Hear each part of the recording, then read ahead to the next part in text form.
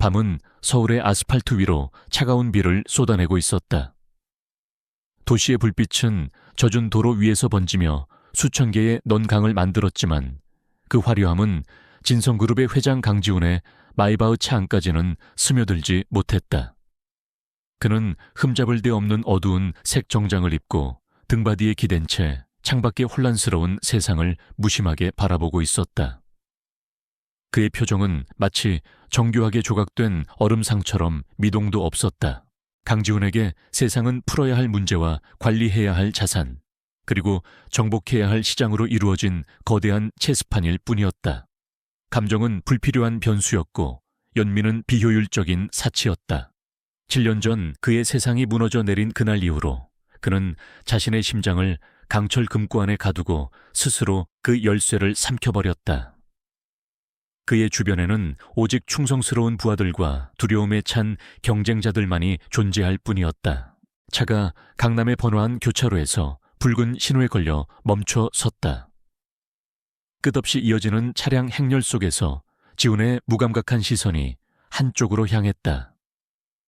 화려한 명품 매장의 처마 밑 어둠과 비가 뒤섞인 구석진 곳에 작은 형체가 웅크리고 있었다. 비에 흠뻑 젖은 얇은 옷을 입은 어린 아이였다. 아이는 추위를 이기려는 듯 필사적으로 자신의 작은 몸을 감싸 안고 있었지만 거센 바람은 그 마지막 온기마저 빼앗으려는 듯 가차 없었다. 보통 때라면 그는 눈길조차 주지 않았을 것이다. 도시의 불행은 그의 책임이 아니었고 그의 성공은 그런 것들을 외면했기에 가능했다. 하지만 그 순간 알 수 없는 이유로 그의 시선은 그 작은 아이에게 고정되었다. 아이의 떨리는 어깨와 희미한 가로등 불빛 아래 드러난 하얀 입김이 그의 두꺼운 방어막을 아주 미세하게 하지만 분명하게 꿰뚫었다. 그는 자신도 모르게 마른 침을 삼켰다. 그는 옆자리에 놓인 작은 상자를 보았다. 오늘 오후 중요한 해외 바이어와의 미팅을 위해 최고급 호텔 베이커리에서 준비한 케이크였다. 그러나 미팅은 상대방의 급작스러운 사정으로 취소되었고 상자는 그대로 남아있었다. 평소에 그였다면 비서에게 처리하라고 지시했겠지만 오늘은 왠지 그러지 않았다. 무언가 아주 깊은 곳에서 잊고 있던 감정의 파편이 그를 움직이게 만들었다. 차 세워. 지훈이 나지막이 명령했다. 그의 목소리는 평소처럼 차가웠지만 운전기사는 그 안에 담긴 미세한 이질감을 느꼈다. 회장님이 길 한복판에서 차를 세우라고 한 적은 단 한 번도 없었다.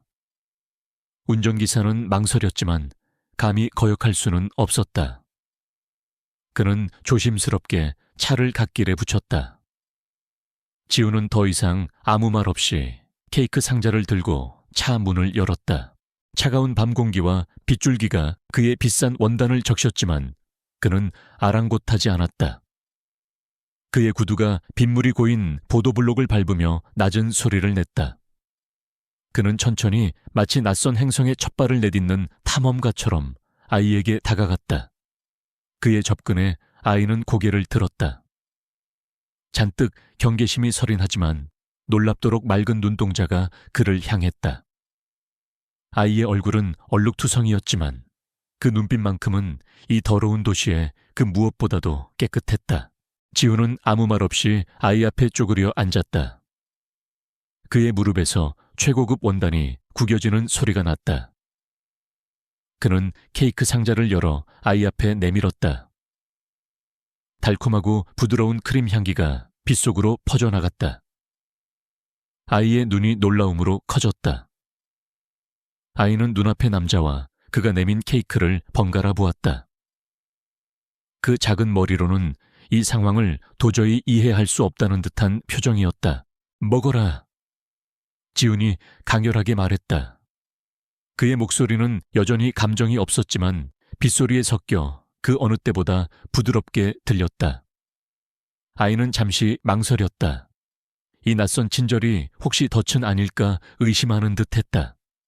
하지만 뱃속에서 들려오는 처절한 소리와 코끝을 찌르는 달콤한 향기는 결국 아이의 경계심을 무너뜨렸다. 작은 손이 조심스럽게 뻗어나와 케이크 조각을 집었다. 그 순간이었다. 아이가 케이크를 받기 위해 손을 뻗었을 때 흠뻑 젖어 몸에 달라붙은 낡은 옷소매가 살짝 위로 말려 올라갔다. 그리고 그 아래로 드러난 가녀린 손목 그곳에 새겨진 희미한 상처 자국이 지훈의 눈에 들어왔다.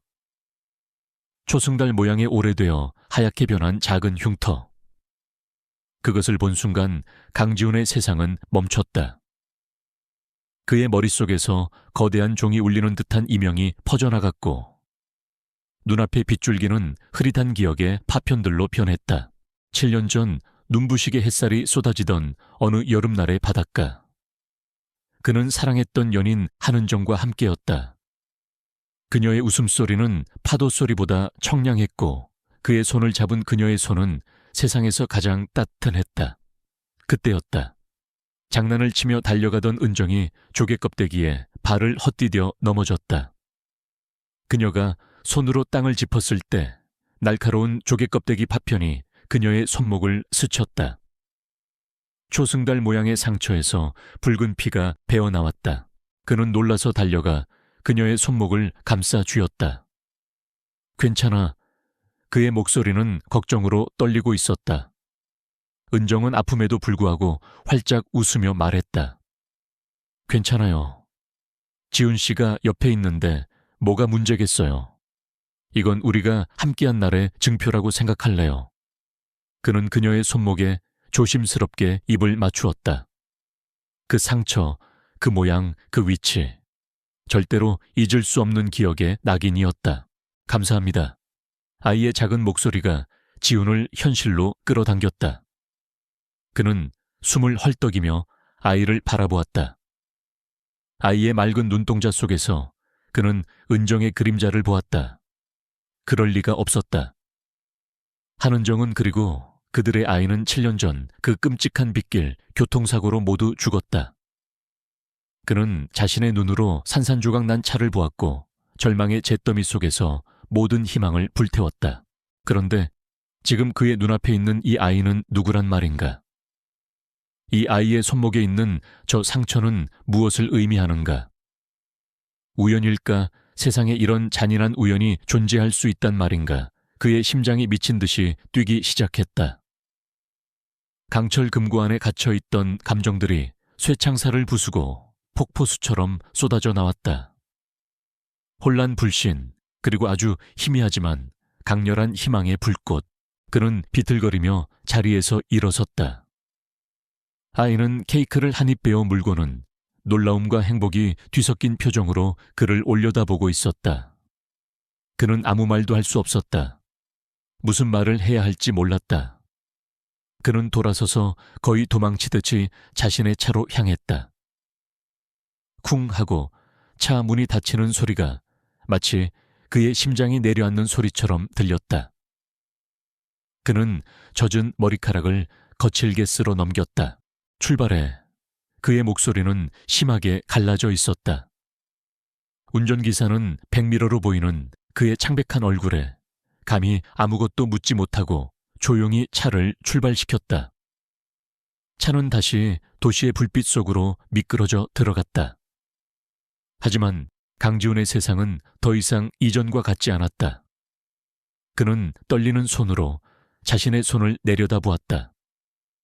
한때 은정의 상처 입은 손목을 감쌌던 바로 그 손이었다.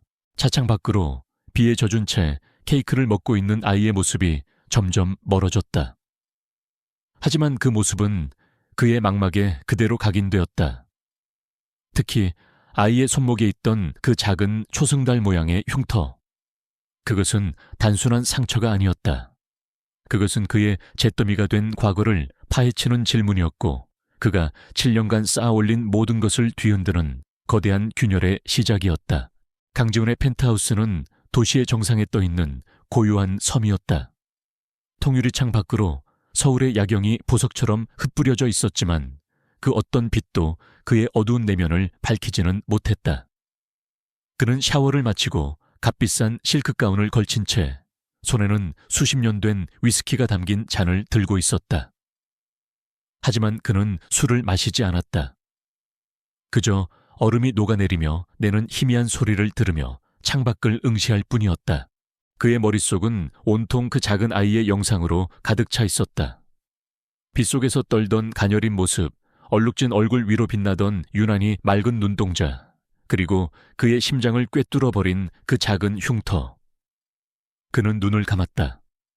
그러자 7년 전의 햇살과 은정의 웃음소리가 파도처럼 밀려왔다. 행복했던 기억은 이제 날카로운 유리 조각이 되어 그의 심장을 헤집고 있었다. 그는 위스키 잔을 테이블 위에 거칠게 내려놓았다. 쨍하는 소리가 적막한 공간을 갈랐다. 우연일 리가 없다. 그의 이성은 필사적으로 부정했지만 그의 심장은 이미 다른 대답을 외치고 있었다. 확인해야 했다.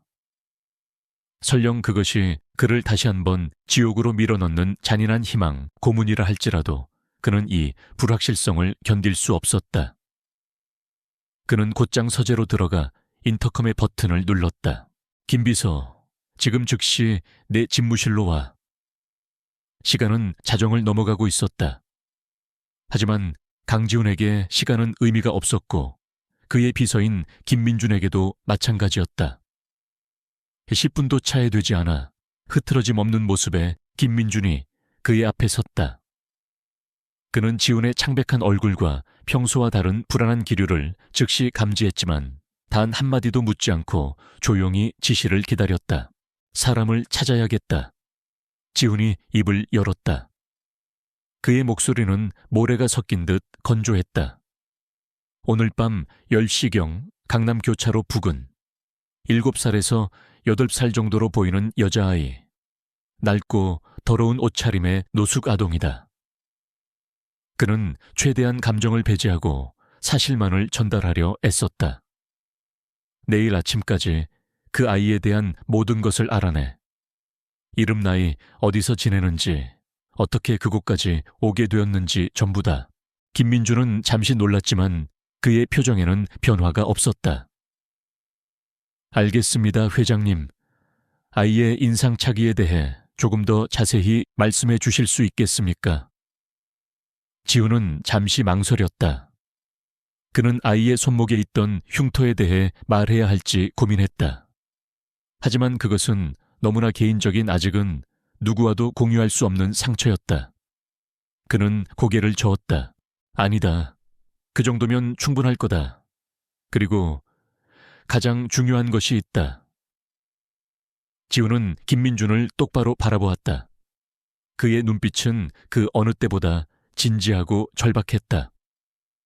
어떤 방법을 써서라도 누구의 눈에도 띄지 않게 그 아이의 DNA 샘플을 확보해 와야 한다. 머리카락 한 올이라도 상관없다. 반드시 필요하다.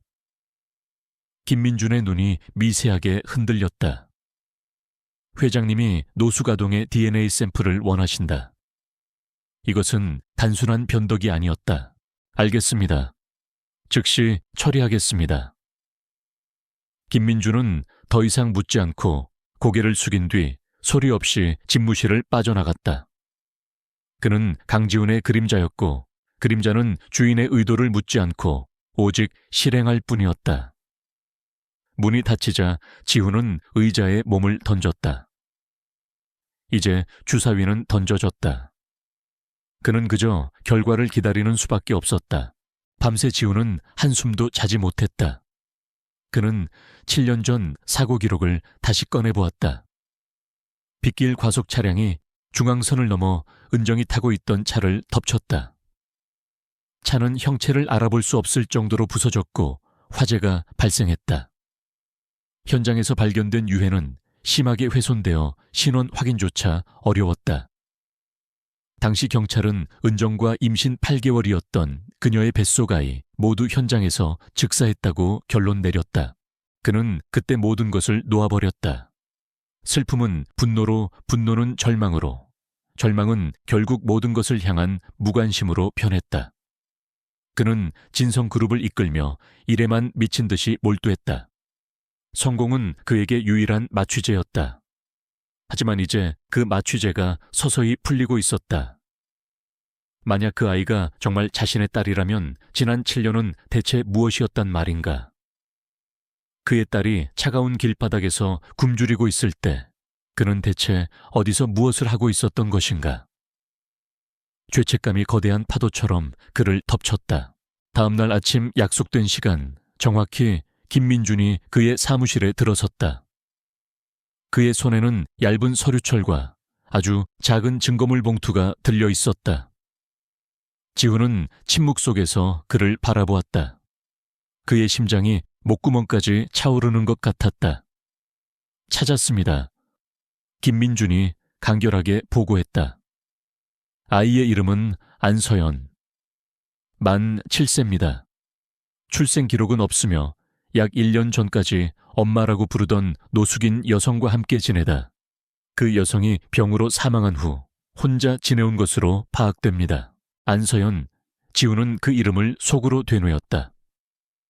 너무나 평범해서 오히려 가슴이 아픈 이름이었다.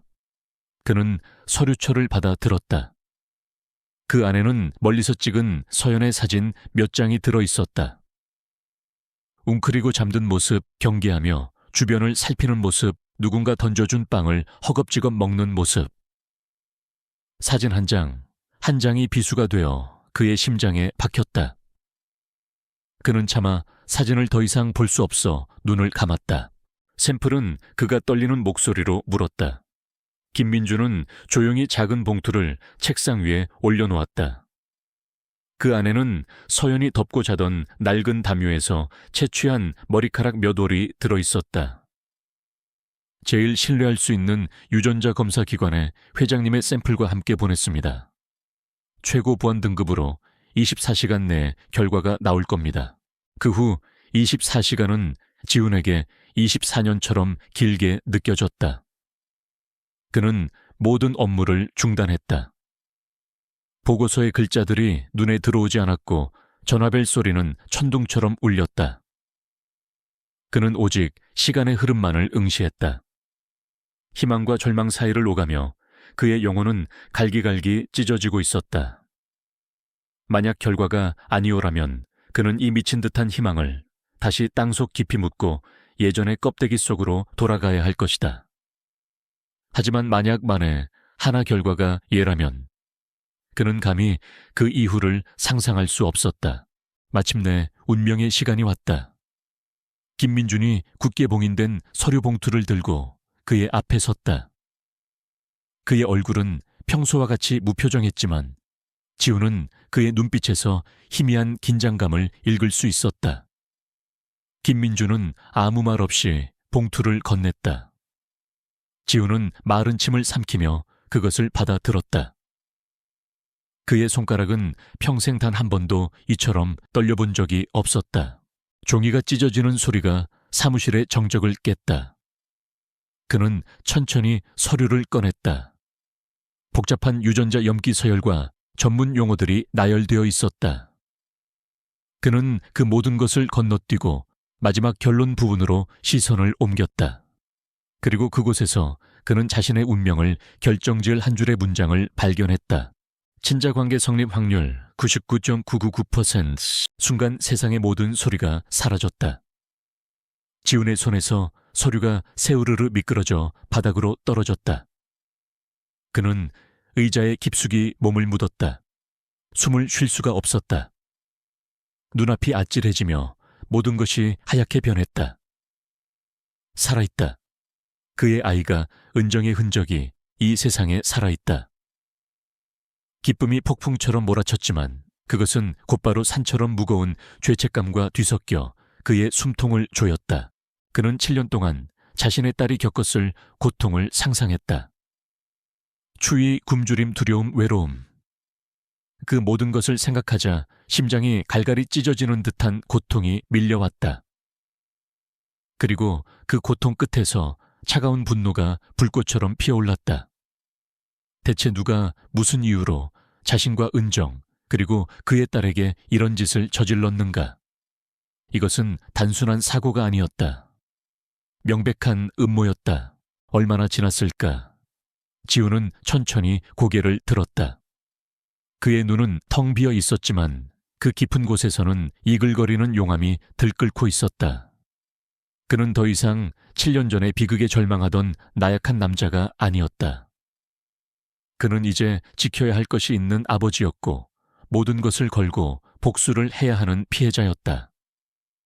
그의 목소리는 얼음장처럼 차갑고 단호했다. 김비서, 당장 아이를 데려올 준비를 해. 세상에서 가장 안전하고 완벽하게. 그리고 그는 잠시 말을 멈추고 창밖의 도시를 노려보았다. 7년 전 교통사고, 처음부터 다시 조사해. 관련된 모든 인물, 모든 기록먼지 한 톨까지 전부 다 샅샅이 뒤져. 누가 내 뒤에 있었는지 반드시 찾아내야겠다. 강지훈의 저택은 성이었다. 한강이 내려다 보이는 서울의 가장 비싼 부지에 자리 잡은 그곳은 회색빛의 현대적인 건축물로 차가운 돌과 강철, 그리고 거대한 유리로 지어졌다. 안서연은 김민준 비서의 손에 이끌려 그 성의 거대한 현관문 안으로 들어섰다. 아이의 작은 운동화가 대리석 바닥에 닿는 순간 마치 다른 차원의 세계로 빨려 들어온 듯한 이질감이 아이를 덮쳤다. 높은 천장에서는 거대한 크리스털 샹들리에가 빛을 흩뿌리고 있었고 벽에는 아이가 이해할 수 없는 추상화들이 걸려 있었다. 공기는 너무나 깨끗하고 조용해서 자신의 숨소리마저 어색하게 들릴 정도였다.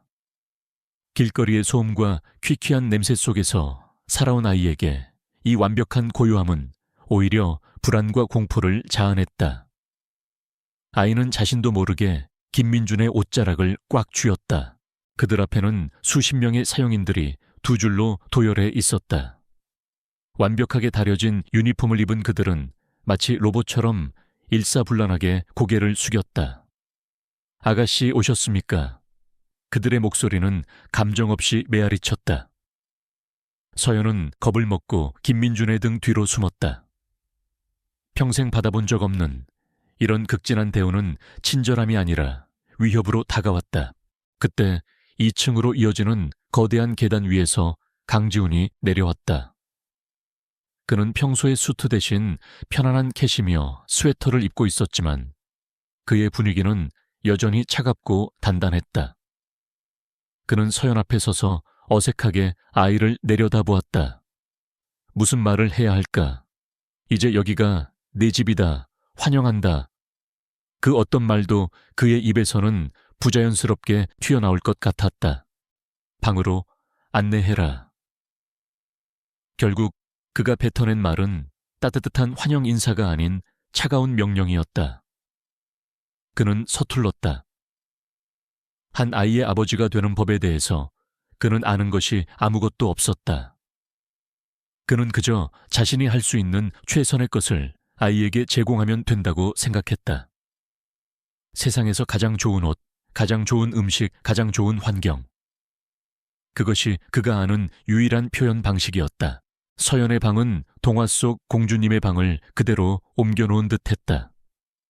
거대한 캐노피가 달린 침대벽 한쪽을 가득 채운 인형과 장난감, 그리고 아이의 몸의 몇 배는 커 보이는 드레스룸 안에는 온갖 종류의 예쁜 옷들이 걸려 있었다. 이 모든 것은 지훈의 지시를 받은 직원들이 하룻밤 사이에 완벽하게 준비한 것이었다. 하지만 그 방에는 온기가 없었다.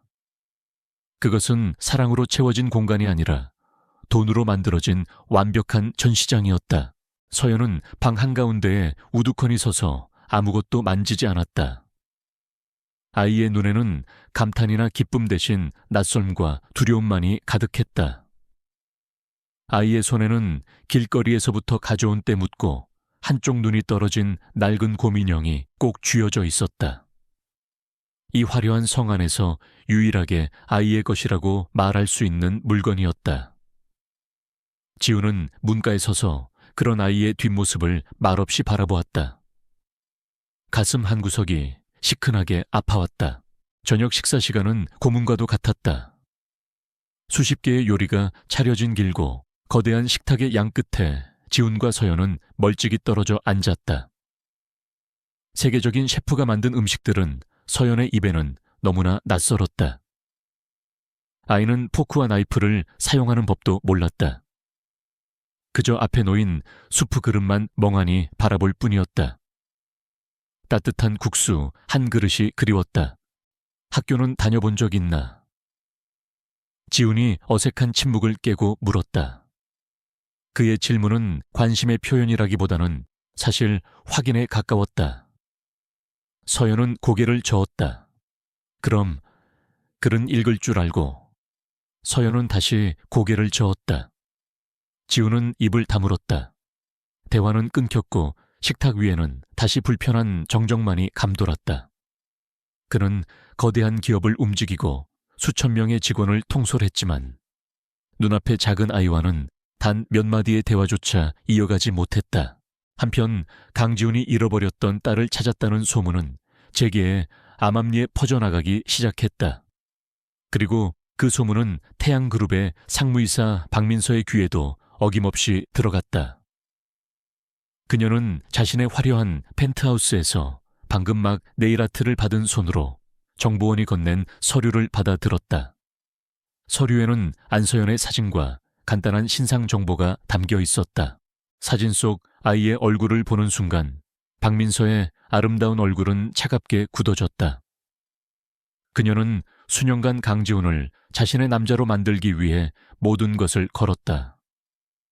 그의 옆자리는 오직 자신만을 위한 것이라고 믿어 의심치 않았다.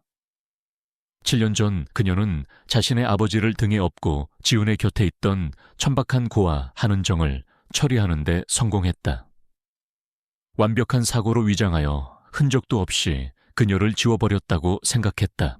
그런데 이제 와서 그 여자의 흔적이 그것도 아이의 형태로 다시 나타난 것이다. 안서연. 박민서는 경멸이 가득한 목소리로 그 이름을 비웃었다. 길바닥에서 주워온 더러운 잡초 따위가 감히 강지훈의 딸 행세를 해 그녀의 눈에는 질투와 분노의 불길이 타올랐다. 그 아이는 한은정의 잔상이었고 자신이 결코 가질 수 없었던 강지훈의 사랑의 증거였다. 그녀는 자리에서 일어나 통유리창 앞에 섰다. 그녀의 눈에 비친 도시의 야경이 일그러졌다. 그 아이는 장애물이었다. 자신의 완벽한 계획을 망가뜨릴 수 있는 유일한 변수. 그녀는 결코 그것을 용납할 수 없었다. 어미를 치웠던 것처럼 그 아이도 치워버려야 했다. 아니, 그보다 더 쉬울 것이다. 아이는 어른보다 훨씬 더 연약하고 부서지기 쉬우니까. 어머니를 제거했으니 아이는 훨씬 더 쉬울 거야. 그녀는 와인잔을 집어들며 혼잣말을 내뱉었다. 그녀의 입가에 잔인한 미소가 걸렸다. 그녀는 이미 머릿속으로 수십 가지의 악랄한 계획을 그리고 있었다. 아이를 사회적으로 매장시키는 것부터 시작해서 조용히 사라지게 만드는 방법까지. 그녀에게 아이의 목숨은 자신의 야망을 위한 게임의 말에 불과했다.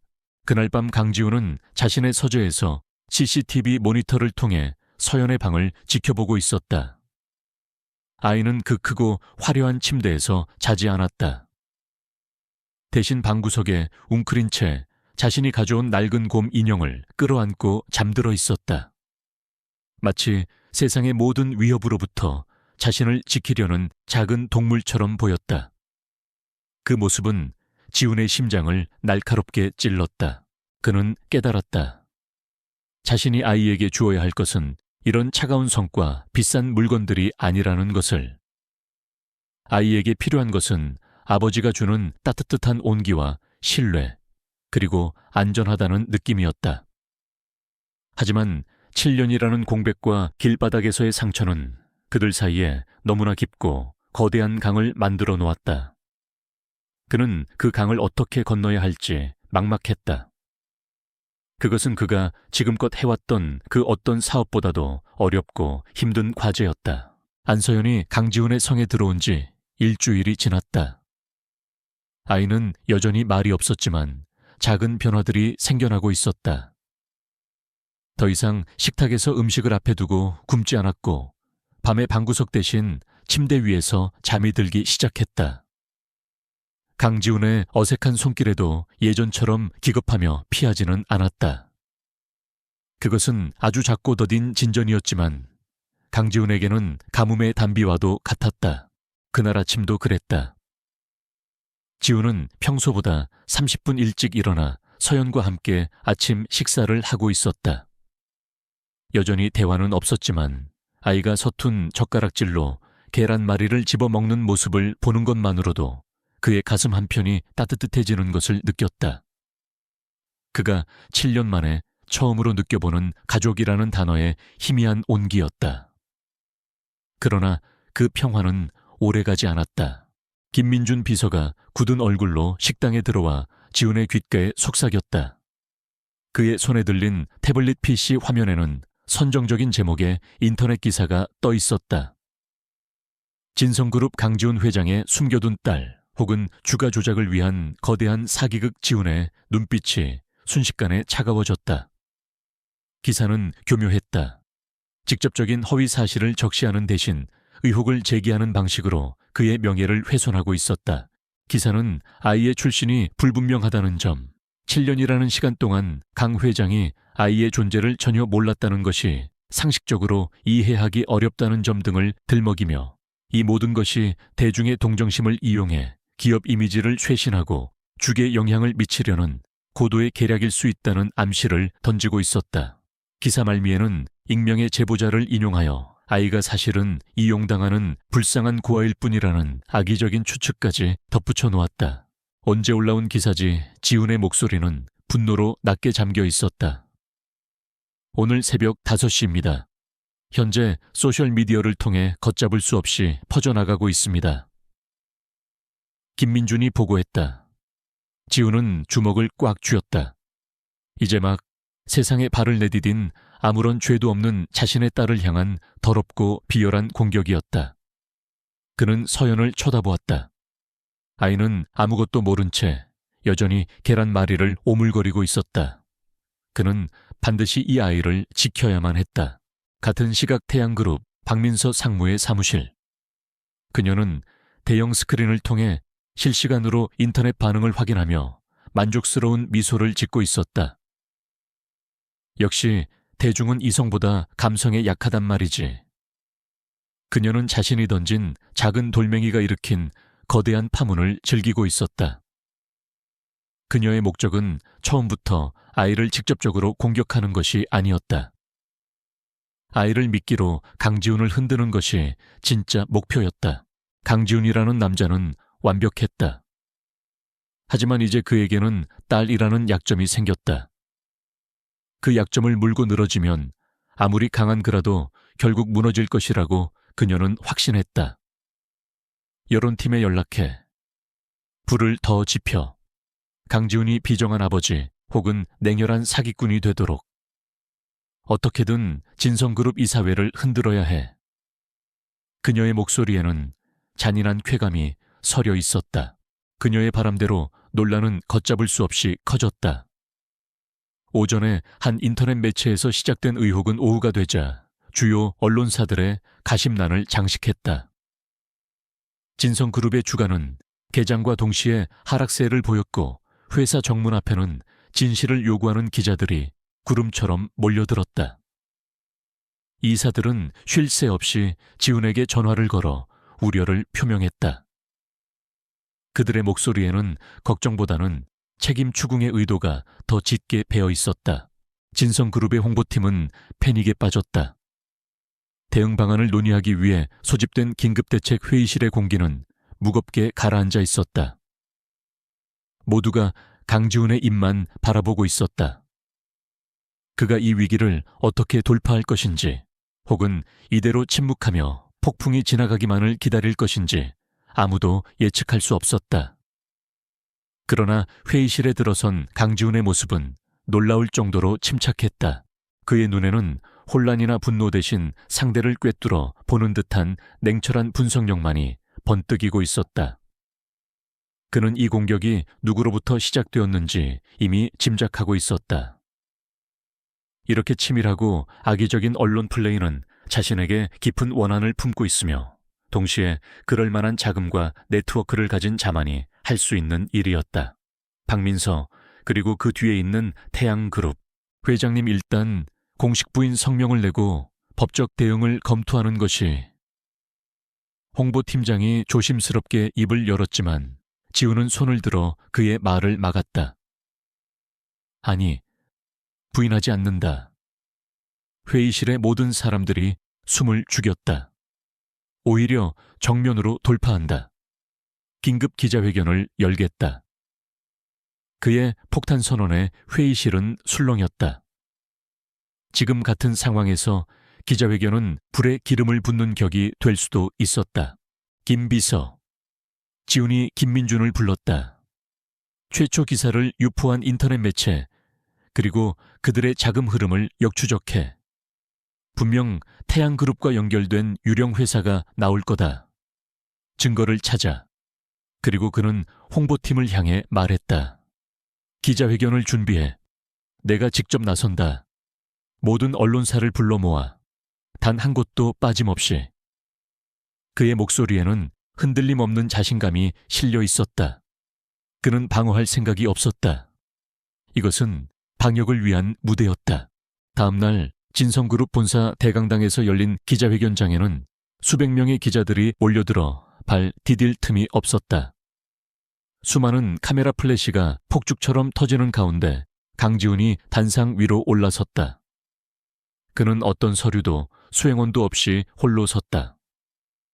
그의 압도적인 존재감만으로도 소란스럽던 장내는 순식간에 조용해졌다. 그는 먼저 깊이 고개를 숙였다. 먼저 제 개인적인 일로 사회에 큰 심려를 끼쳐드린 점 진심으로 사과드립니다. 그의 예상 밖의 낮은 자세에 기자들은 당황했다. 그는 지난 7년간의 아픔과 딸을 잃었다고 생각했던 절망, 그리고 기적처럼 아이를 다시 찾게 된 과정을 담담하게 이야기했다. 그의 목소리에는 어떤 과장이나 꾸밈도 없었다. 오직 한 아버지로서의 진솔한 감정만이 묻어나왔다. 그의 고백이 끝나자 단상 뒤에 거대한 스크린에 한 장의 문서가 나타났다. 국가공인기관에서 발행한 강지훈과 강서연의 친자관계 확률이 99.9가 9기월임을 증명하는 유전자 검사 결과 보고서였다. 장내에서는 탄성이 터져 나왔다. 그는 이어서 아이를 자신의 호적에 정식으로 입적시켰음을 알렸다. 이제 안서연이 아닌 강서연으로서 분위기는 완전히 반전되었다. 그리고 바로 그 순간 지훈의 방역이 시작되었다. 제 딸 서연이는 이제 겨우 7살입니다. 세상의 더러움으로부터 보호받아야 할 어린아이입니다. 그런데 어제 어떤 비열한 자들이 제 딸을 이용해 저와 우리 진성그룹을 공격했습니다. 그의 목소리는 차갑고 날카로워졌다. 저는 이것을 한 개인에 대한 인격 모독을 넘어 비겁한 수단으로 시장 질서를 교란하려는 명백한 기업 테러 행위로 규정합니다. 그는 태양그룹의 이름을 직접 언급하지는 않았다. 하지만 모두가 그가 누구를 겨냥하고 있는지 알 수 있었다. 우리 진성그룹은 이 악의적인 허위, 사실 유포의 배후를 끝까지 추적하여 법의 이름으로 가장 강력하고 무거운 책임을 물을 것입니다. 결코 선처는 없을 것입니다. 그의 선언은 경고이자 선전포고였다. 기자회견은 대성공이었다. 여론은 순식간에 그에게 동정적인 방향으로 돌아섰다. 비정한 재벌 회장이 아니라 비열한 공격으로부터 딸을 지키려는 아버지의 이미지가 대중에게 각인되었다. 요동치던 진성그룹의 주가는 급등하며 이전보다 더 높은 수치를 기록했다. 박민서의 공격은 완벽한 자충수가 되어 돌아온 것이다. 그날 밤 지훈은 잠든 서연의 방을 조용히 찾았다. 아이는 평온한 얼굴로 잠들어 있었다. 그는 아이의 머리카락을 조심스럽게 쓸어 넘겼다. 오늘 그는 전쟁에서 승리했다. 하지만 그는 알고 있었다. 이것은 시작에 불과하다는 것을. 뱀은 독을 품은 채 어딘가에 숨어 다음 기회를 노리고 있을 것이다. 이제 평화는 끝났다. 딸을 지키기 위한, 그리고 과거의 진실을 밝히기 위한 그의 진짜 전쟁이 이제 막 시작되었을 뿐이었다. 기자회견의 승리는 강지훈에게 잠시의 만족감도 주지 못했다. 그것은 단지 성가신 파리를 쫓아낸 것에 불과했다. 그의 진짜 적은 여전히 어둠 속에 숨어 더 교활한 독을 준비하고 있을 터였다. 박민서의 공격은 비록 실패로 돌아갔지만 지훈에게 한 가지 중요한 확신을 주었다. 그녀는 두려워하고 있었다. 강서연의 존재가 과거의 추악한 진실을 수면 위로 끌어올릴 것을, 바로 그것을 두려워하고 있었다. 이제 지훈의 목표는 명확해졌다. 단순히 딸을 보호하는 것을 넘어 7년 전 아내를 앗아간 그 사고의 진실을 밝혀내는 것. 그는 더 이상 슬픔에 잠긴 피해자가 아니었다. 그는 이제 심판을 준비하는 사냥꾼이었다. 그는 자신의 사무실 가장 깊숙한 곳 외부의 모든 감청과 해킹으로부터 완벽하게 차단된 비밀 전략실로 김민준 비서를 불렀다. 지금부터 특별 조사팀을 구성한다. 지훈의 목소리는 강철처럼 차가웠다. 인원은 최소한으로 하지만 능력은 최고인 자들로만. 자네와 보안팀의 최정예 요원 몇 명, 그리고 국내 최고의 화이트 해커를 섭외하도록. 이 일은 경찰이나 검찰에 의존할 수 없다. 그들이 얼마나 깊이 썩어 있는지 알 수 없으니까. 이것은 우리만의 전쟁이다. 김민주는 말없이 고개를 끄덕였다. 그의 눈빛은 주군의 결의에 찬 분노를 고스란히 비추고 있었다. 며칠 후 진성그룹의 심장부에 그들만의 비밀스러운 전쟁 상황실이 꾸려졌다. 중앙의 거대한 스크린에는 7년 전 한은정의 교통사고 관련 자료들이 빼곡히 채워져 있었다. 그들의 첫 번째 임무는 공식적으로 종결된 이 사건의 기록을 먼지 한 톨까지 샅샅이 해부하는 것이었다. 그들은 가장 먼저 경찰의 공식 수사 기록부터 파고들었다. 기록은 너무나 간단하고 명료해서 오히려 의심스러울 정도였다. 빗길 과속 음주운전으로 인한 중앙선 침범 사고, 가해 트럭 운전자 현장 즉사, 피해 차량, 전소 및 운전자 사망 추정. 사건은 그렇게 단순하게 종결되어 있었다. 하지만 그들의 날카로운 눈은 기록의 행간에 숨겨진 균열들을 찾아내기 시작했다. 이상합니다, 회장님. 해커가 먼저 입을 열었다. 그의 손가락이 키보드 위를 현란하게 오갔다. 가해 트럭 운전자는 당시 수억 원의 도박빚을 지고 있었습니다. 그런데 그의 사망 직후 그의 가족 명의의 해외 계좌로 거액의 돈이 입금되었습니다. 자그마치 5억 원입니다. 단순한 사고사 보험금이라고 하기엔 액수가 너무 크고 입금 주체도 불분명한 유령 회사입니다. 이어 전직 국정원 출신의 보안팀장이 보고를 이었다. 당시 사건 현장에 최초 목격자가 있었습니다. 트럭이 의도적으로 핸들을 꺾어 돌진했다는 예비 진술까지 확보했었더군요. 하지만 그는 일주일 뒤 갑자기 진술을 번복하고 얼마 지나지 않아 가족 모두와 함께 해외로 이민을 갔습니다. 현재는 행방이 묘연합니다. 모든 조각들이 하나의 방향을 가리키고 있었다. 이것은 사고가 아니라 철저하게 계획된 살인이었다. 가장 결정적인 의문은 한은정의 시신에 관한 것이었다. 공식 기록에는 차량 화재가 너무 심해 유해가 심하게 훼손되었고 현장에서 수습된 치과 기록을 통해 신원을 추정했다고 되어 있었다. 지훈은 그 기록을 보는 순간 숨을 멈췄다. 추정 그렇다면 단 한 번도 DNA 검사를 통한 명확한 신원 확인은 이루어지지 않았다는 뜻이었다. 그의 심장이 미친 듯이 뛰기 시작했다. 공포와 함께 신락 같은 희망이 피어올랐다. 만약에 은정이 그 차에 타지 않았다면, 만약 그녀가 살아있다면 그는 떨리는 손으로 책상을 짚었다. 아니, 섣부른 희망은 금물이다. 그는 냉정을 되찾으려 애썼다. 지금은 감상에 젖을 때가 아니었다. 그는 배후를 찾아내야 했다. 조사팀은 트럭 운전자 가족에게 돈을 보낸 유령 회사를 추적하기 시작했다. 수십 개의 대포 통장과 복잡한 자금 세탁 과정을 거친 돈의 흐름은 카리브해오의 어느 조세 피난처에서 끊기는 듯 보였다. 하지만 그들의 해커는 포기하지 않았다.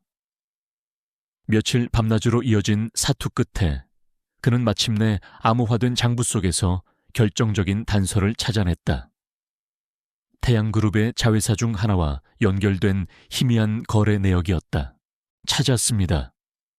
해커의 목소리는 지쳐 있었지만 흥분으로 떨리고 있었다. 스크린 위에 복잡한 관계도가 펼쳐졌다.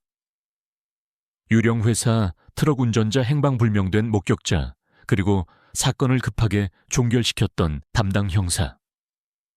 그 모든 것들이 거미줄처럼 얽혀 있었고 그 거미줄의 중심에는 바로 태양그룹이 있었다. 당시 담당 형사는 사건 종결 후 얼마 지나지 않아 이례적인 특진을 했고 그 배후에 박태만 회장의 입김이 있었다는 소문까지 확인되었다. 모든 퍼즐 조각이 맞춰졌다. 강지훈은 눈을 감았다. 7년 전의 기억이 선명하게 떠올랐다. 사고가 있기 며칠 전 그는 호텔 라운지에서 박민서를 만났다. 그녀는 태양그룹과의 합병을 제안하며 자신과의 정략 결혼을 노골적으로 요구했다. 그는 단호하게 거절했다. 자신에게는 결혼을 약속한 여자 한은정이 있다고. 그녀의 뱃속에는 자신의 아이가 자라고 있다고. 그때 박민서의 얼굴에 스쳐 지나갔던 차가운 분노와 섬뜩한 집착을 그는 기억했다. 넌 반드시 후회하게 될 거야, 강지훈. 네가 가진 모든 것을 잃게 만들어 주겠어.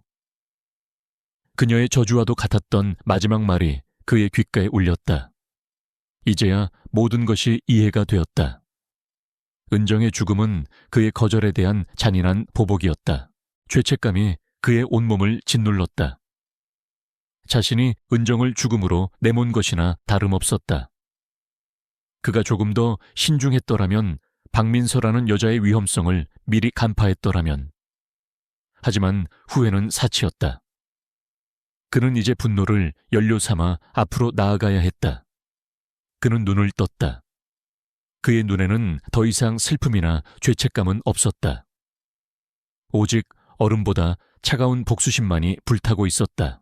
전략실의 모든 팀원들이 그를 바라보고 있었다. 이제 범인은 명확해졌다. 하지만 그들에게는 아직 결정적인 증거, 스모킹 건이 없었다. 지금까지 찾아낸 증거들은 모두 정황 증거일 뿐 교활한 박태만 회장 부녀의 목에 법적인 칼을 들이대기에는 부족했다. 그때 침묵을 지키던 김민준 비서가 조용히 입을 열었다. 그의 목소리는 낮고 단호했다. 이제 우리가 찾아야 할 것은 두 가지입니다. 사라진 목격자를 찾아내거나 혹은 한은정 씨의 행방을 찾아야 합니다. 저희는 지금까지 그녀가 죽었다는 전제의 조사를 진행해 왔습니다. 만약 그 전제가 틀렸다면 어떻게 되겠습니까? 그의 마지막 질문은 폭탄처럼 전략실의 공기를 흔들었다. 살아있다. 만약 정말로 은정이 살아있다면. 지훈은 마른 입술을 깨물었다. 그것은 가장 달콤한 희망이자 가장 잔인한 가설이었다. 하지만 그는 이제 더 이상 과거에 얽매여 있지 않을 것이다. 그는 진실을 향해 그것이 어떤 모습이든 간에 끝까지 나아갈 것이다. 만약 그 전제가 틀렸다면 어떻게 되겠습니까? 김민준 비서의 마지막 말은 강지훈의 뇌리에서 떠나지 않았다. 한은정이 살아있을지도 모른다는 가설. 그것은 그의 잿빛 세상에 던져진 유일한 색깔이었고 동시에 그를 가장 깊은 절망으로 밀어넣을 수도 있는 위험한 도박이었다. 조사팀은 방향을 틀었다. 이제 그들은 살인의 증거가 아닌 생존의 흔적을 찾아야 했다. 한은정은 고아였다. 가족도 기댈 곳도 없는 세상에 홀로 던져진 존재. 그것이 지훈이 그녀에게 그토록 끌렸던 이유 중 하나였고 아이러니하게도 그녀의 실종이 그토록 쉽게 덮일 수 있었던 이유이기도 했다. 그녀의 세상에는 오직 강지훈과 그녀가 자라난 작은 보육원의 늙은 원장 수녀님 뿐이었다. 조사팀은 즉시 그 수녀님의 행적을 추적했다. 해커의 손가락이 다시 한번 기적을 만들어냈다. 7년 전 사고 발생, 며칠 전 보유권 원장 수녀님의 개인 계좌로 작은 금액이 입금된 기록을 찾아낸 것이다. 보낸 사람의 이름은 없었다. 하지만 그 시기는 너무나 절묘했다. 그것은 마치 어둠 속에서 발견한 희미한 발자국과도 같았다. 지우는 더 이상 망설이지 않았다. 그는 직접 그 발자국을 따라가기로 결심했다. 그는 김민준만을 대동한 채 서울의 번잡함을 뒤로하고 강원도의 한적한 시골 마을로 향했다. 차창 밖으로 차가운 빌딩 숲이 사라지고 푸른 산과 들이 나타났다. 풍경의 변화는 마치 그의 여정을 상징하는 듯했다. 그는 지금 자신의 화려하지만 공허한 현재를 떠나 아프지만 진실이 숨쉬고 있는 과거를 향해 달려가고 있었다. 수소문 끝에 찾아낸 원장 수녀님의 집은 금방이라도 쓰러질 듯한 낡은 시골집이었다. 이제는 은퇴하여 홀로 지내고 있는 그녀는 갑작스럽게 찾아온 낯선 남자들의 모습에 잔뜩 경계심을 드러냈다. 그녀는 아무것도 모른다고, 아무도 만난 적이 없다고 완강하게 부인했다. 그녀의 눈빛은 무언가를 필사적으로 지키려는 듯 흔들리고 있었다. 지우는 위협도 회유도 하지 않았다. 그는 그저 품 안에서 서연의 사진 한 장을 꺼내 보였다. 제 딸입니다. 이름은 서연이입니다. 그는 권위적인 회장이 아니라 길 잃은 아버지가 되어 그녀 앞에 섰다. 이 아이의 어머니 은정이를 찾고 있습니다. 그녀가 7년 전에 어떤 일을 겪었는지 저는 반드시 알아야만 합니다. 제발 도와주십시오. 그의 목소리에는 진심 어린 간절함이 묻어나왔다. 수녀님은 서연의 사진을 보는 순간 와르르 무너져 내렸다. 아이의 맑은 눈동자는 젊은 시절의 은정을 쏙 빼닮아 있었다. 그녀는 떨리는 손으로 성호를 긋고는 눈물을 흘리며 지난 7년간 가슴속에 묻어두었던 비밀을 털어놓기 시작했다. 7년 전 어느 밤 만삭의 몸을 한 은정이 겁에 질린 채 그녀를 찾아왔었다고. 은정은 끔찍한 협박을 받았다고 했다.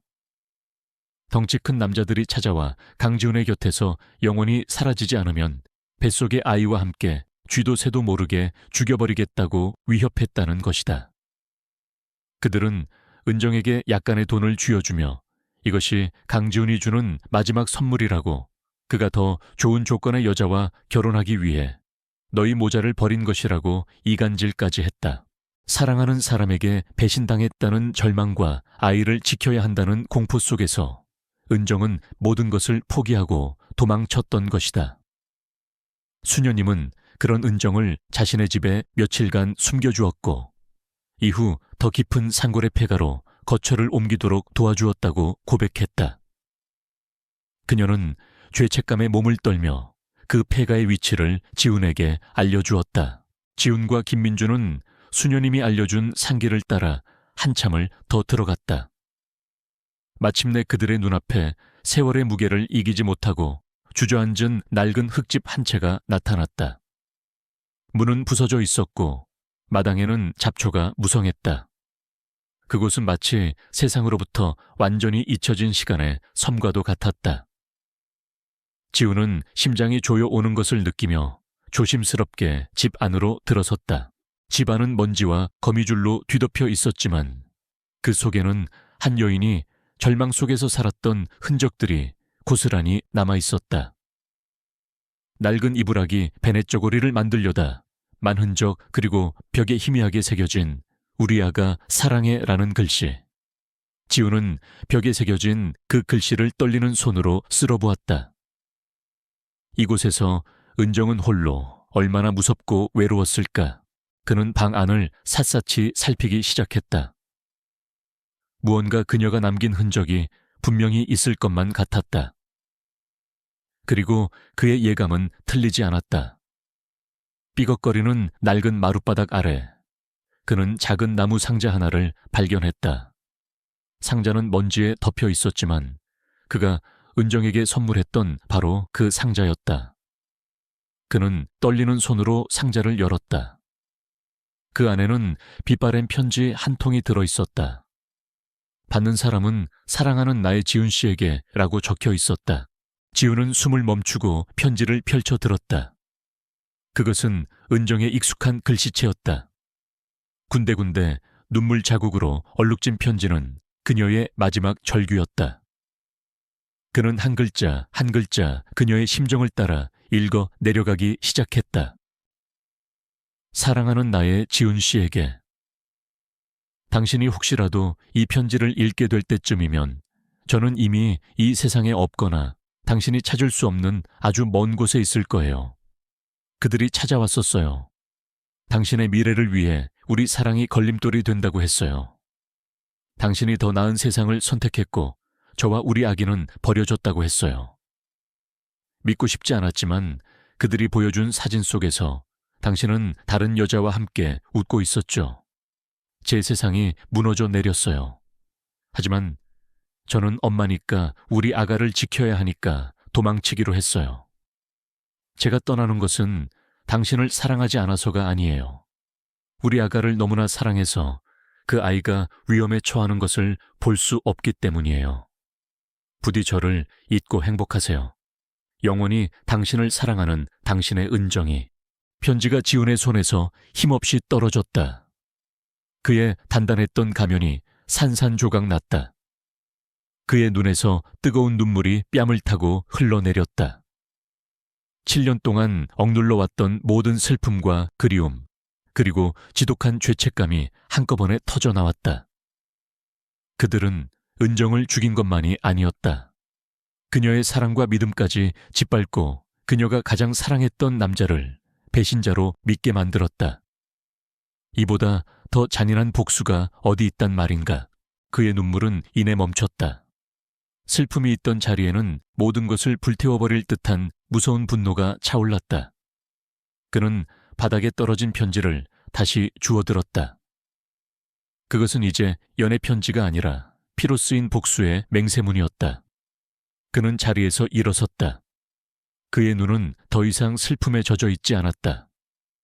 그곳에는 지옥의 불길보다 더 뜨거운 증오가 타오르고 있었다. 그들은 대가를 치르게 될 거다. 그가 김민준을 돌아보며 말했다. 그의 목소리는 차갑게 갈라져 마치 지옥의 심연에서 울려 퍼지는 소리 같았다. 나는 태양그룹을 그 뿌리부터 뽑아버릴 것이다. 그들이 은정에게 베풀지 않았던 자비를 내게 눈물로 애원하게 만들겠다. 그는 먼지 쌓인 폐가를 뒤로하고 밖으로 나왔다. 서쪽 하늘이 핏빛으로 물들고 있었다. 그것은 마치 앞으로 펼쳐질 피의 복수극을 예고하는 듯했다. 이제 전쟁의 명분은 충분했다. 이것은 더 이상 단순한 정의 구현이 아니었다. 빼앗긴 사랑을 되찾고 짓밟힌 영혼을 위로하기 위한 한 남자의 성전이었다. 강원도 산골의 낡은 흙집에서 돌아온 강지훈은 더 이상 이전의 강지훈이 아니었다. 슬픔과 죄책감은 그의 내면 가장 깊은 곳으로 가라앉아 차갑고 단단한 복수심의 용광로를 달구는 연료가 되었다. 그의 비밀 전략실은 이제 더 이상 진실을 추적하는 탐정의 공간이 아니었다. 그곳은 적의 심장을 겨누는 장군의 작전 지휘 통제실이 되었다. 중앙 스크린에는 이제 한은정의 사진 대신 거대한 제국처럼 보이는 태양그룹의 조직도와 재무제표가 떠 있었다. 강지훈은 며칠 밤낮으로 그것을 분석했다. 그는 태양그룹의 모든 약점과 모든 취약점을 파악했다. 박태만 회장의 오만함, 박민서의 조급함, 그리고 그들이 모든 것을 걸고 있는 거대한 프로젝트의 허점까지. 그의 눈은 먹잇감을 노리는 맹수처럼 번뜩였다. 지금부터 우리의 목표는 태양그룹의 완전한 붕괴다. 지훈이 자신의 정예팀 앞에 섰다. 그의 목소리는 낮았지만 회의실의 공기를 얼려버릴 듯한 냉기가 서려 있었다. 단순한 사업적 타격이 아니다. 그들이 쌓아 올린 모든 것을 명예와 부 그리고 그들의 오만한 자존심까지 남김없이 가루로 만들어 버릴 것이다. 이것은 전쟁이다. 강지훈의 첫 번째 목표는 명확했다. 박태만 회장의 자존심의 결정체이자 태양그룹의 발목을 잡고 있는 아킬레스건 바로 드림시티, 바이오 복합단지 개발 사업이었다. 수조 원이 투입된 이 거대 프로젝트는 태양그룹이 감당하기 힘든 규모의 은행 대출과 옴니코프라는 글로벌 기술 기업과의 파트너십에 전적으로 의존하고 있었다. 만약 이 프로젝트가 좌초된다면 태양그룹은 모래성처럼 무너져 내릴 터였다. 작전은 소리 없이 시작되었다. 지훈의 지시를 받은 화이트 해커는 태양그룹의 내부 서버에 은밀히 침투했다. 그의 목표는 돈이나 정보를 훔치는 것이 아니었다. 그는 단지 진실을 찾고 있었다. 그리고 그는 곧 그것을 찾아냈다. 태양그룹이 드림시티의 공사기간을 단축하고 비용을 절감하기 위해 안전보고서를 조작하고 기준 미달의 자재를 사용한 증거들이었다. 그것은 전쟁을 위한 완벽한 실탄이었다. 동시에 김민준 비서는 자신의 정보망을 총동원했다. 그는 해커가 찾아낸 자료들을 조심스럽게 가공하여 태양그룹의 영향력이 미치지 않는 유력 해외 경제 통신사에 내부 고발자의 양심선언 형태로 제보했다. 국내 언론은 막을 수 있어도 국경을 넘어 터져나오는 진실까지 막을 수는 없을 터였다. 제보의 출처는 완벽하게 위장되었다. 마지막으로 강지훈이 직접 움직였다. 그는 우연을 가장한 출장길에서 드림시티 프로젝트의 핵심 파트너인 옴니코프의 CEO와 마주쳤다. 그는 태양그룹의 태자도 꺼내지 않았다. 대신 그는 기업의 사회적 책임과 윤리적 파트너십의 중요성에 대해 역설했다. 때로는 보이지 않는 구조적 결함이 가장 화려해 보이는 건물 전체를 무너뜨리기도 합니다. 그의 의미심장한 말은 옴니코프 CEO의 마음에 의심의 씨앗을 심기에 충분했다. 며칠 후 폭풍이 몰아쳤다.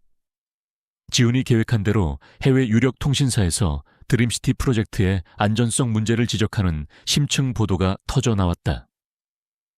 기사는 전 세계 금융가로 퍼져나갔고 기업 윤리에 민감한 옴니코프는 즉시 태양그룹과의 파트너십에 대한 전면 재검토를 발표했다. 시장은 즉각적으로 반응했다. 태양그룹의 주가는 폭락하기 시작했다. 태양그룹의 회장실은 아수라장이 되었다. 박태만 회장은 늙은 여우처럼 노련했지만 사방에서 터져나오는 불을 끄기에는 역부족이었다. 그는 이 모든 공격의 배후에 강지훈이 있다는 것을 직감했지만 아무런 증거도 없었다. 그가 통제할 수 있다고 믿었던 국내 언론은 해외에서 시작된 불길 앞에서는 속수무책이었다. 강지훈 그놈 짓이 분명해.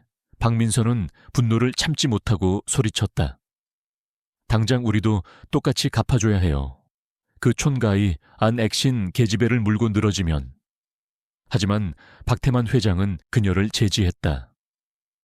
섣불리 움직이지 마라. 지금 우리는 벼랑 끝에 서 있다. 놈은 우리가 방역하기를 기다리고 있을 거다. 이것은 함정이야. 부녀 사이의 신뢰에 처음으로 균열이 가기 시작했다. 한편 강지훈은 적의 다음 수를 정확하게 예측하고 있었다. 주가 폭락과 파트너사의 이탈 위기로 인해 박태만은 드림시티를 살리기 위한 긴급 자금을 필사적으로 구하려 할 것이다. 그는 이미 다음 함정을 준비해둔 상태였다. 그는 수십 개의 유령 회사를 동원하여 진성그룹과는 전혀 무관해 보이는 거대한 해외 투자 펀드를 만들어냈다. 그 투자 펀드는 절망에 빠진 태양그룹의 구세주처럼 접근했다. 그들은 드림시티 프로젝트의 가치를 높이 평가한다며 천문학적인 규모의 긴급 자금을 지원하겠다는 의사를 밝혔다. 물론 조건은 가혹했다. 태양그룹이 만기 내에 투자금을 상환하지 못할 경우 드림시티 프로젝트의 모든 권한과 지분을 넘겨야 한다는 독소 조항이 포함되어 있었다. 박태만 회장은 의심했다. 그는 자신의 모든 정보력을 동원해 이 신생펀드의 배후를 조사했다. 하지만 강지훈이 쳐놓은 거미줄은 완벽했다. 그 어떤 연결고리도 진성그룹을 가리키고 있지 않았다. 사면촉에 몰린 박태만에게는 다른 선택지가 없었다. 그는 이 독이 든 성배를 마시기로 결정했다. 그것만이 자신과 태양그룹이 살 수 있는 유일한 길이라고 믿었다. 마침내 계약이 체결되던 날, 박태만 회장은 투자펀드 대리인과 악수를 나누며 간신히 위기를 넘겼다고 안도의 한숨을 내쉬었다. 그는 자신이 호랑이의 아가리 속으로 제 발로 걸어 들어갔다는 사실을 꿈에도 알지 못했다. 같은 시각 강지훈의 비밀 전략실. 김민준이 조용히 보고했다. 회장님 믿기를 물었습니다. 계약서에 서명했습니다. 지훈은 스크린에 떠있는 박태만 회장의 의기양양한 얼굴을 바라보았다. 그의 입가에 7년 만에 처음으로 미소가 떠올랐다. 그것은 기쁨의 미소가 아니었다. 사냥감의 숨통을 끊기 직전에 포식자가 짓는 차갑고 잔인한 미소였다. 좋아. 그가 나지막이 말했다. 이제 올가미를 조여라. 태양그룹이 강지훈이 파놓은 함정에 빠져 허우적거리는 동안 서울의 상류층 사회는 연말을 맞아 열리는 가장 큰 자선 파티 준비로 들떠 있었다. 매년 대한민국을 움직이는 모든 재벌 총수와 정계 문화계 인사들이 총출동하는 이 행사는 그들의 부와 권력을 과시하는 동시에 보이지 않는 암투와 거래가 이루어지는 거대한 사교의 전쟁터였다. 그리고 올해 그 전쟁터의 주인공은 단연 강지훈이었다. 파티가 열리는 호텔의 그랜드 볼룸은 지상의 천국처럼 꾸며져 있었다. 수천 개의 크리스털로 이루어진 샹들리에가 눈부신 빛을 쏟아냈고 부드러운 클래식 선율이 값비싼 샴페인 거품처럼 공기 중에 떠다녔다. 최고의 드레스와 턱시도를 차려입은 사람들은 우아한 미소를 지으며 서로의 안부를 물었지만 그들의 눈은 모두 한 곳 연 회장의 입구를 향해 있었다. 마침내 거대한 문이 열리고 강지훈이 모습을 드러냈다. 그의 등장은 그 자체로 하나의 사건이었다. 하지만 사람들을 더욱 놀라게 한 것은 그의 손을 꼭 잡고 있는 작은 소녀의 존재였다. 세상에 처음으로 공식적인 모습을 드러낸 강서연이었다. 아이는 순백의 드레스를 입고 있었지만 화려함보다는 아이의 순수함을 돋보이게 하는 단정한 디자인이었다. 아이는 낯선 환경에 겁을 먹은 듯 아빠의 뒤에 숨으려 했지만 그 모습마저도 사랑스러워 보였다. 강지훈은 딸을 위한 완벽한 방패였다. 그는 아이를 향해 쏟아지는 무수한 시선과 카메라 플래시를 자신의 단단한 등으로 막아냈다. 그의 눈빛은 그 누구도 감히 자신의 딸에게 함부로 접근하지 못하게 만드는 서늘한 경고를 담고 있었다. 그는 오늘 밤 자신의 딸이 진성그룹의 유일한 후계자임을 온 세상에 공표하러 온 것이다. 얼마 지나지 않아 박태만 회장과 박민서가 연 회장에 들어섰다. 박민서는 패배를 인정하지 않으려는 듯 그 어느 때보다 화려하고 도발적인 붉은색 드레스를 입고 있었다. 그녀의 얼굴에는 우아한 미소가 걸려 있었지만 강지훈과 그 옆에 있는 서연을 발견하는 순간 그 미소 뒤에 숨겨진 증오가 독처럼 번져 나왔다. 그녀는 자신의 모든 것을 앗아간 원흉이 바로 저 작은 계집애라고 생각했다. 연 회장의 공기는 팽팽하게 당겨졌다. 진성과 태양 두 그룹 간에 보이지 않는 전쟁을 모르는 사람은 없었다. 모두가 숨을 죽인 채 두 거인의 충돌을 지켜보고 있었다. 박태만 회장이 먼저 움직였다. 그는 노련한 정치인처럼 부드러운 미소를 지으며 지훈에게 다가왔다. 강 회장 늦었지만 축하하네. 따님을 찾았다니 정말 하늘의 축복이야. 그의 목소리에는 칼날이 숨겨져 있었다. 지훈 역시 차가운 미소로 응수했다. 박 회장님, 어떤 축복은 전쟁을 치를 만한 가치가 있지요. 두 사람 사이에 불꽃이 튀었다. 그들의 짧은 대화는 곧이어 벌어질 거대한 폭풍의 서막에 불과했다. 자선 파티의 하이라이트는 주요 기업 총수들의 기부금 약정과 연설 시간이었다. 올해 가장 큰 금액을 기부한 강지훈은 자연스럽게 연단에 오를 기회를 얻었다. 그는 연단에 올라 잠시 딸 서연이 앉아있는 테이블을 따뜻한 눈빛으로 바라보았다. 마이크를 잡은 그의 목소리는 낮고 차분했지만 연 회장 전체를 압도하는 힘이 있었다. 오늘 이 자선 파티의 주제는 우리의 미래인 아이들을 위하여입니다. 저 또한 한 아이의 아버지가 된 사람으로서 이 주제가 얼마나 무거운 책임감을 동반하는지 매일같이 느끼고 있습니다. 그는 잠시 말을 멈추고 객석에 앉아있는 박태만과 박민서를 똑바로 응시했다. 아이들을 지키는 것은 단지 먹을 것과 입을 것을 주는 것만으로는 부족합니다. 그들이 살아갈 세상을 정의롭고 투명하게 만드는 것, 불법과 부패로부터 그들의 미래를 지키는 것이야말로 우리 어른들의 진정한 책무일 것입니다. 그의 말에 연 회장 곳곳에서 고개를 끄덕이는 이들이 보였다. 그리고 바로 그 순간 그의 방역이 시작되었다. 연단 뒤편에 거대한 스크린의 자선 활동 영상 대신 의문의 문서들이 나타나기 시작했다. 그것은 태양그룹이 드림시티 프로젝트의 안전보고서를 조작한 증거 자료들, 비자금을 조성한 내역, 그리고 강지훈이 파놓은 함정이었던 유령투자 펀드와의 불법적인 이면 계약서까지 그들의 범죄를 입증하는 명백한 증거들이었다. 연 회장은 순식간에 얼어붙었다. 기자들의 카메라 플래시가 미친 듯이 터져나왔고 사람들은 자신의 눈을 의심하며 스크린과 박태만 회장의 얼굴을 번갈아 쳐다보았다. 꿈을 짓는다는 명분 아래 사람들의 안전을 담보로 부실 공사를 일삼고 그 이익을 빼돌려 자신의 배를 불리는 기업에게 과연 미래를 말할 자격이 있겠습니까? 지훈의 목소리는 추상 같은 심판관의 선고처럼 연 회장에 울려 퍼졌다. 박태만 회장의 얼굴은 새하얗게 질려 있었다. 그는 수많은 위기를 겪어온 노장이었지만 이렇게 공개적인 자리에서 모든 것을 잃게 될 줄은 상상도 못했다. 그는 아무 말도 하지 못하고 그 자리에 주저앉을 뿐이었다. 하지만 박민서는 달랐다. 그녀의 이성은 분노에 잠식되어 끊어져 버렸다. 거짓말 전부 다 내 놈이 조작한 거야. 그녀는 이성을 잃고 악을 쓰며 지훈을 향해 소리쳤다. 그녀의 우아했던 가면은 완전히 벗겨져 추악하고 일그러진 본 모습이 드러났다. 우리를 파멸시키려고 네가 꾸민 짓이야. 그녀는 경호원들의 재질을 뿌리치고 연단을 향해 달려들려 했다.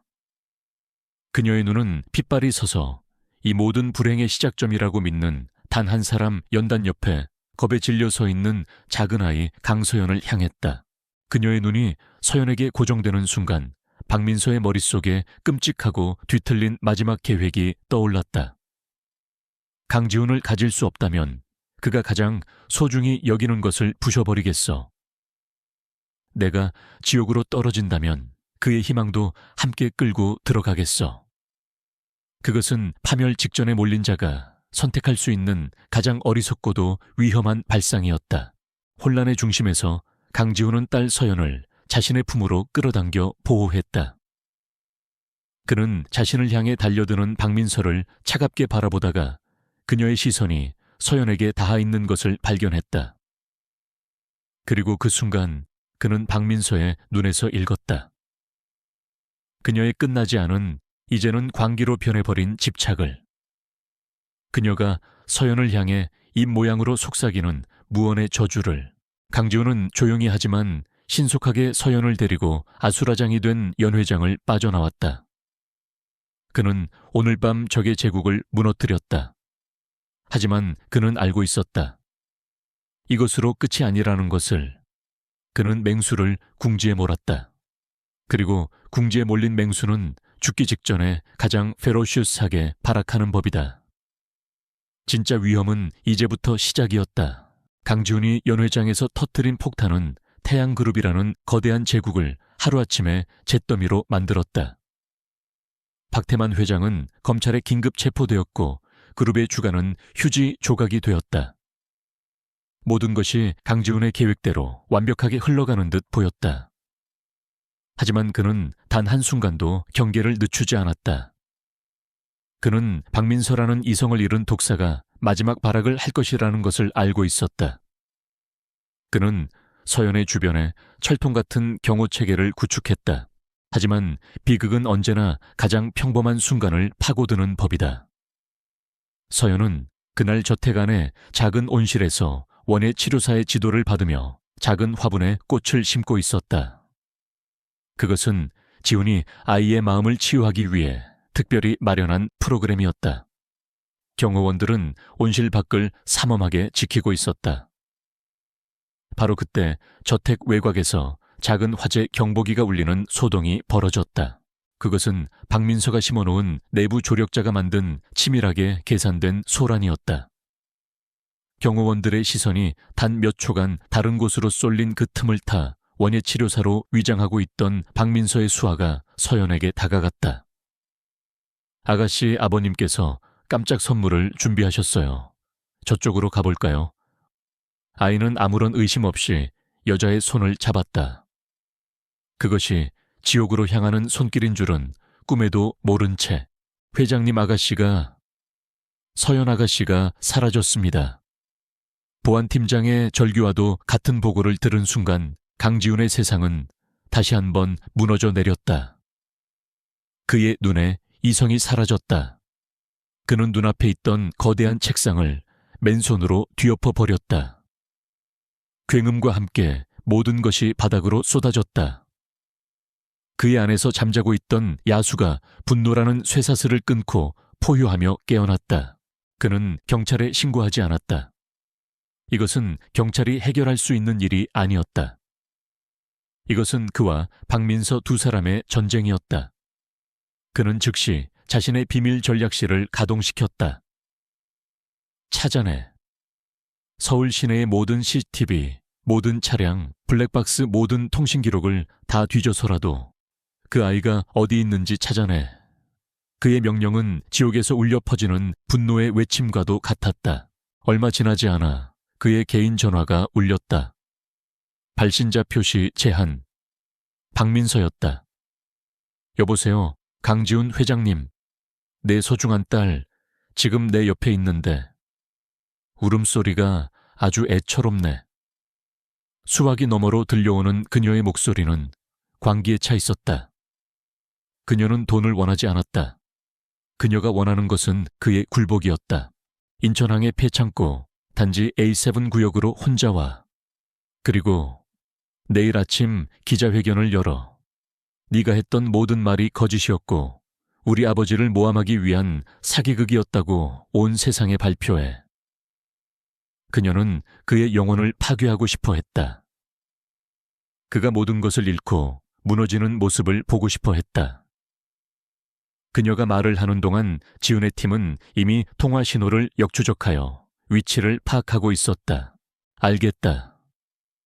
지훈이 대답했다. 그의 목소리는 놀라울 정도로 차분했다.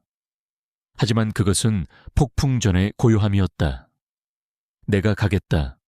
그러니 내 딸 털끝 하나라도 건드리지 마. 그는 전화를 끊고 자리에서 일어났다. 그는 방탄조끼도 무기도 챙기지 않았다.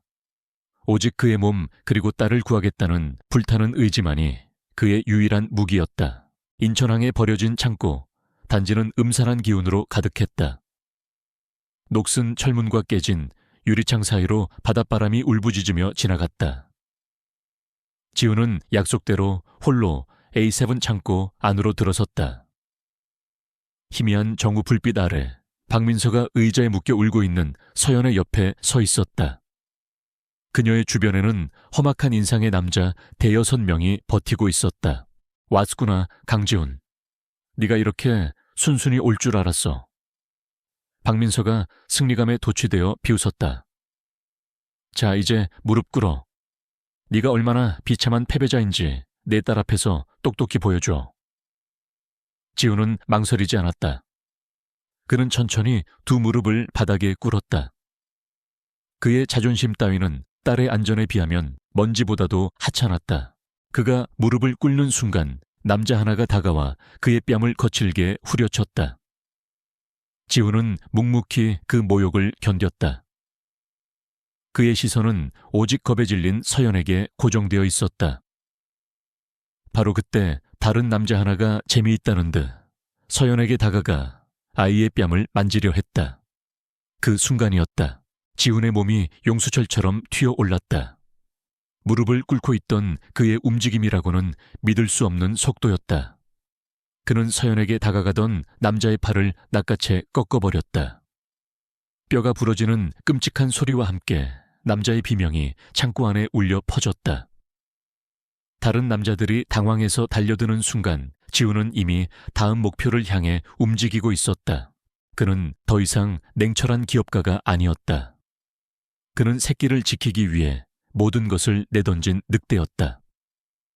그의 움직임은 군더더기 없이 간결하고 치명적이었다.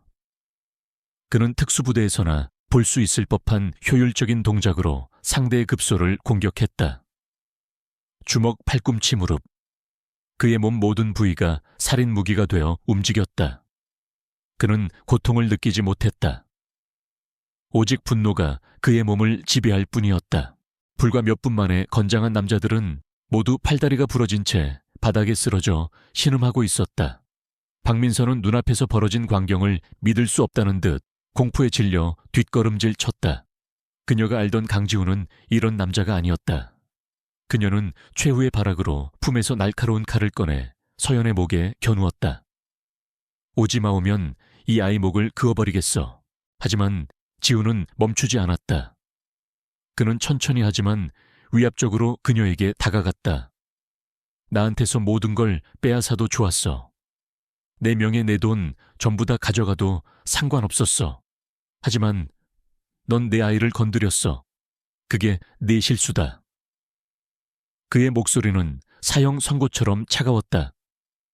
그의 눈빛에 담긴 살기를 본 순간 박민선은 처음으로 죽음의 공포를 느꼈다. 그녀가 공포에 질려 잠시 망설이는 찰나를 지훈은 놓치지 않았다.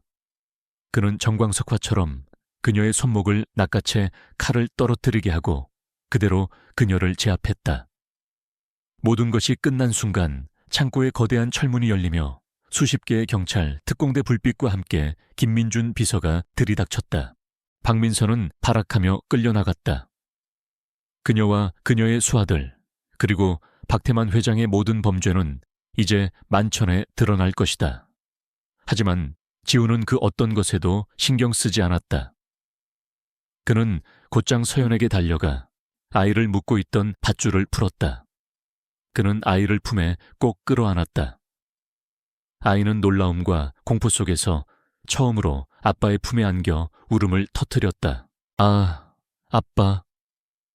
서연의 입에서 나온 그 한마디에 지훈의 얼어붙었던 심장이 마침내 녹아내렸다.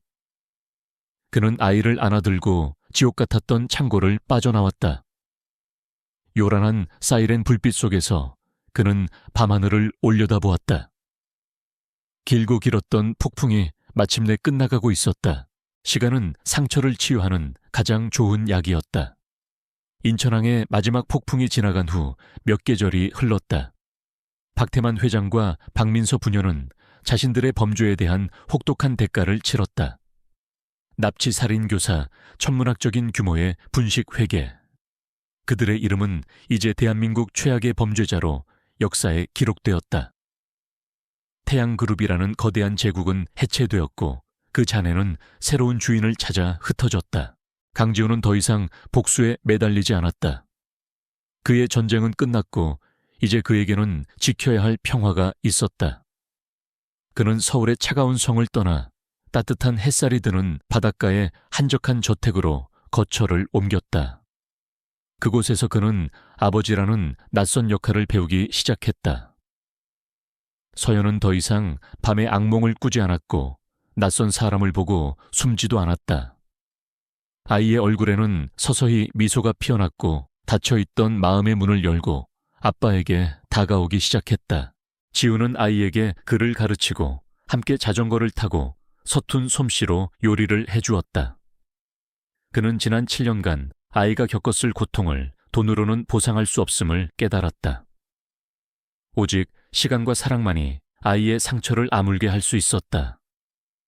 서연이 처음으로 아빠 사랑해요 라고 말했을 때 강철 같았던 그의 심장은 속수무책으로 녹아내렸다.